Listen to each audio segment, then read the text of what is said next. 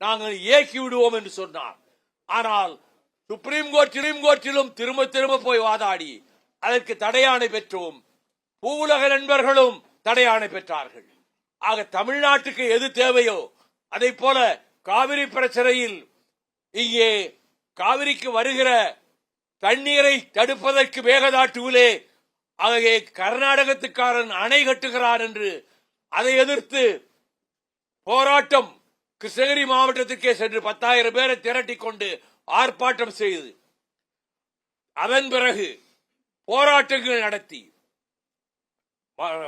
Delta மாவட்டத்திலே உள்ள delta மண்டலத்திலே உள்ள எல்லா மாவட்டங்களுக்கும் நான் சென்று இங்கே வரக்கூடாது, மேகதாட்டு வந்தால் காவிரியில் தண்ணீர் வராது, கபினி நிறையாது என்று அங்கே இருக்கக்கூடிய தண்ணீர் பிரச்சனை, குடிதண்ணீர் பிரச்சனை, விவசாய பிரச்சனை, அதை பாதுகாக்க வேண்டுமெனில் இந்த மேகதாட்டு அணை கட்டவிடக் கூடாது என்று நாம் சொன்னோம். ஆனால் அவர்கள் 957 கோடி ரூபாய் இப்பொழுது ஒதுக்கி இருக்கிறார்கள். இதை வைத்துக் கொண்டு நாங்கள் இந்த அணையை கட்டியே தீருவோம் என்கிறார்கள்.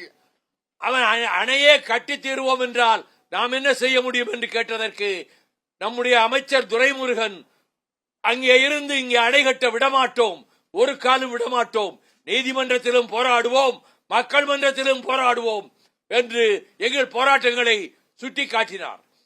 அங்கே மேகதாட்டு அணை எங்கே வந்து விடுமோ என்று கவலைப்பட்டுக் கொண்டிருக்கக்கூடிய நேரத்தில் அதற்கு பணத்தை ஒதுக்கியதோடு அவர்களுடைய நிதிநிலை அறிக்கையில் நாங்கள் மேகதாது அணையை கட்டப் போகிறோம் என்று கர்நாடகம் சொல்லுகிறது.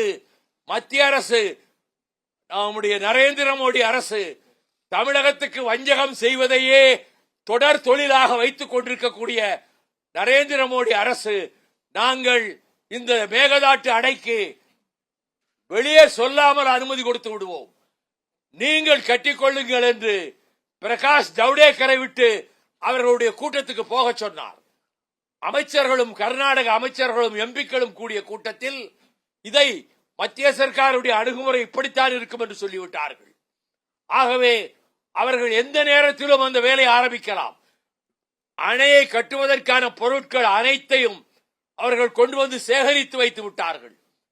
நான் மன்மோகன் சிங்கிடம் சொன்னேன், நீங்கள் இந்த அணையை கட்டினால் ஒற்றுமைப்படுத்துவதற்காக கட்டுகிறீர்கள், நீங்கள் இந்த அணையை அங்கே கட்டி தமிழர்களுடைய வயிற்றில் அடித்தால், அவர்கள் தலையிலே மண்டை போட்டால், நாங்கள் அதை உடைத்தெறிவதை தவிர எங்களுக்கு வேலை இல்லை.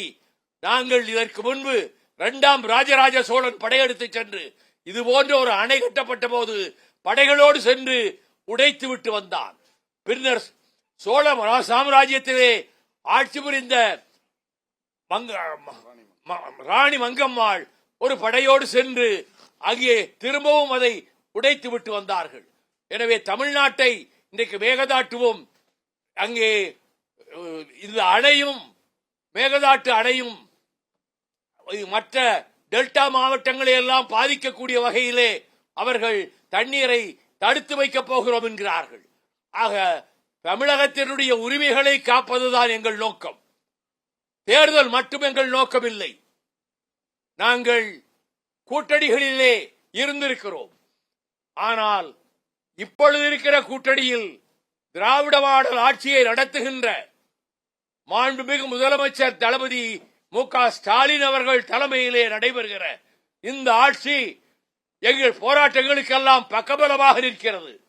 நாங்கள் எப்படி இருப்போம் என்று சொன்னால், நான் வெளிப்படையாக சொன்னேன், நாங்கள் திராவிட முன்னேற்ற கழகத்துக்கு யாரேனும் ஊசிமுனை அளவு தொல்லை கொடுக்க நினைத்தாலும் அதை முறித்து எரிகிற கூட்டமாக, காவல் காக்கும் கூட்டமாக, தடுத்து நிறுத்துகின்ற தடுப்பு அரணாக மறுமலர்ச்சி திராவிட முன்னேற்ற கழகம் செயல்படும் என்று நாங்கள் சொல்லிவிட்டோம்.